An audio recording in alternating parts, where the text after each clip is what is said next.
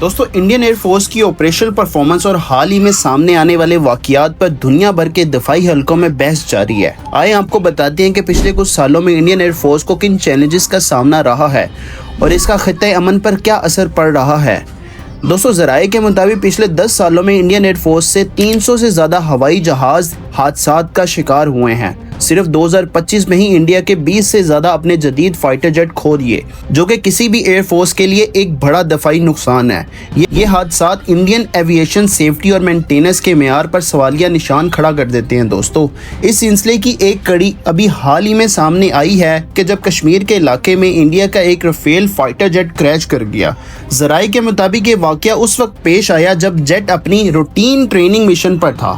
اس طرح کے حادثات نے نہ صرف انڈین فورس کے مورال کو متاثر کیا بلکہ تکنیکی صلاحیت پر بھی سوالات کھڑے کر دیے۔ دوستو انڈین میڈیا میں بھی رافیل ڈیل پر تنقید کی جا رہی ہے۔ اینالسٹ کا کہنا ہے کہ رافیل کی قیمت انتہائی زیادہ ہے، جبکہ اس کی تکنیکی سپیریورٹی پاکستان اور چائنا کی مجموعی ایئر فورس کا مقابلہ کرنے میں ناکام دکھائی دیتی ہے۔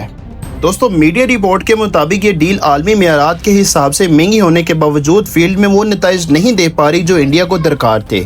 اس سب کے باوجود خبریں یہ ہیں کہ انڈیا اپنی کھوئی ہوئی کریڈیبلٹی اور عالمی پوزیشن کو بحال کرنے کے لیے کسی قسم کی جنگ کی تیاری میں مصروف ہے۔ ڈیفنس اینالسٹ کا ماننا ہے کہ انڈیا کو لگتا ہے کہ اگر وہ پاکستان کے خلاف زمینی محاذ پر کامیاب ہو جائیں تو شاید وہ اپنی کھوئی ہوئی اہمیت واپس حاصل کر سکتے ہیں، لیکن دوستو یہ سوچنا کہ پاکستان کے خلاف جنگ آسان ہوگی ایک بڑی غلطی ہو سکتی ہے۔ پاکستان ایئر فورس نے اپنی پاس انگیجمنٹ میں یہ ثابت کیا کہ وہ ہر قسم کی ملٹی ڈومین وار لڑنے کی صلاحیت رکھتی ہے، اور اگر انڈیا صرف پاکستان ایئر فورس کی صلاحیت سے اتنے دباؤ میں ہے تو انہیں یہ بھی یاد رکھنا چاہیے کہ پاکستان آرمی کا گراؤنڈ ایکسپیرینس اور تکنیکی تیاری دنیا میں اپنی مثال آپ ہے۔ دوستو پاکستان کا دفاعی نظام اب پہلے سے کئی زیادہ مضبوط ہے، ہمارے فوکس ٹیکنالوجی اور آپریشنل ریڈینس پر ہے، نہ کہ صرف محض آرائی پر۔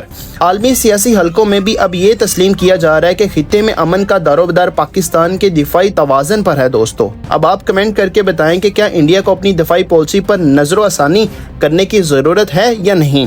دوستو یہ بات واضح ہے کہ آج کے دور میں جنگ کسی بھی ملک کے حق میں نہیں بلکہ ڈپلومیسی اور تکنیکی برتری ہی اصل طاقت ہے۔ دوستو پاکستان اپنی دفاعی پالیسی میں اسی اصول پر قائم ہے کہ ہم امن چاہتے ہیں لیکن اپنی خود مختاری پر کوئی سمجھوتا نہیں کریں گے۔ آنے والے وقت میں یہ دیکھا جائے گا کہ کیا انڈیا اپنی دفاعی خامیوں کو دور کر پاتا ہے یا وہ اسی طرح اپنے ریسورسز کو ضائع کرتا رہے گا۔ تو دوستو آج کی انالیسس بس یہاں تک ہی تھی۔ امید کرتا ہوں آپ کو یہ انالیسس پسند آئی ہوگی۔ اگر اچھی لگی ہو ویڈیو تو لائک کریں، سیف و پاک نیوز کو سبسکرائب کریں اور ہمارے اس چینل پہ جڑے رہیں ہمارے ساتھ۔ ملتی ہے اگلی ویڈیو میں، تب تک کے لیے اللہ حافظ۔